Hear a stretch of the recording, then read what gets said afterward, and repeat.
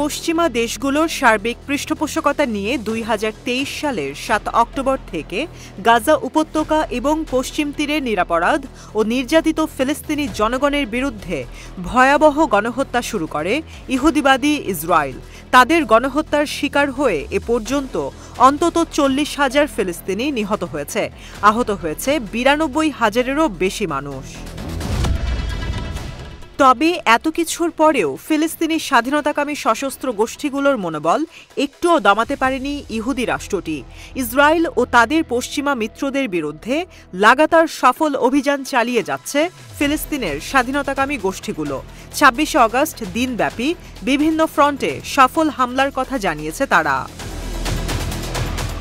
২৬ August আল কাসাম ব্রিগেডের যোদ্ধারা কিসুফিম, নিরিম এবং আইন হ্যাটেলের বসতিতে ইসরায়েলি সামরিক স্থাপনা টার্গেট করে 114 মিলিমিটার রাজুম রকেট দিয়ে হামলার কথা জানিয়েছে।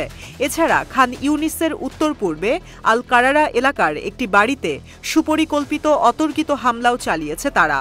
সেখানে সুরক্ষিত একটি টিবিজি অ্যান্টি ফর্টিফিকেশন শেল এবং অ্যান্টি পার্সোনেল শেল দিয়ে ইসরায়েলি বাহিনীকে টার্গেট করে হামলাটি চালানো হয়।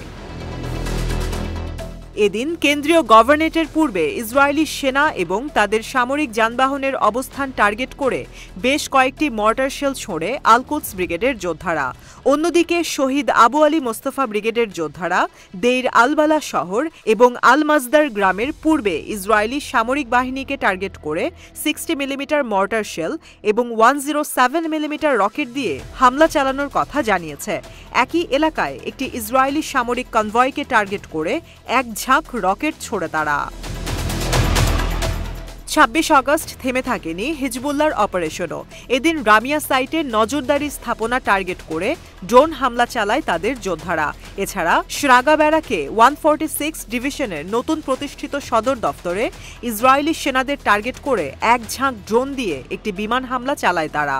একই সাথে 91 ডিভিশনের নতুন প্রতিষ্ঠিত সদর দপ্তর আইলেট হাসারের অফিসার এবং সেনাদের অবস্থান লক্ষ্য করে এক ঝাঁক ড্রোন দিয়ে আরেকটি বিমান হামলার কথাও জানিয়েছে তারা।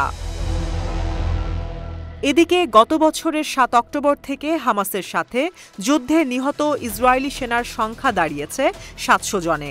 এদের মধ্যে ৩৩৭ জন নিহত হয়েছে গাজায় স্থল আগ্রাসন শুরু হওয়ার পর উপত্যকা জুড়ে প্রতিরোধ যোদ্ধাদের পাল্টা হামলায়। তবে হামাসের দাবি, ইহুদিবাদী রাষ্ট্রটি গাজায় প্রতিরোধ যোদ্ধাদের হামলায় তাদের হতাহতের যে সংখ্যা প্রকাশ করেছে প্রকৃত সংখ্যা তার চেয়ে অনেক বেশি। মূলত নিহতের সংখ্যা কম দেখিয়ে গাজায় নিজেদের পরাজয় ঢেকে রাখতে চায় ইসরায়েলি বাহিনী।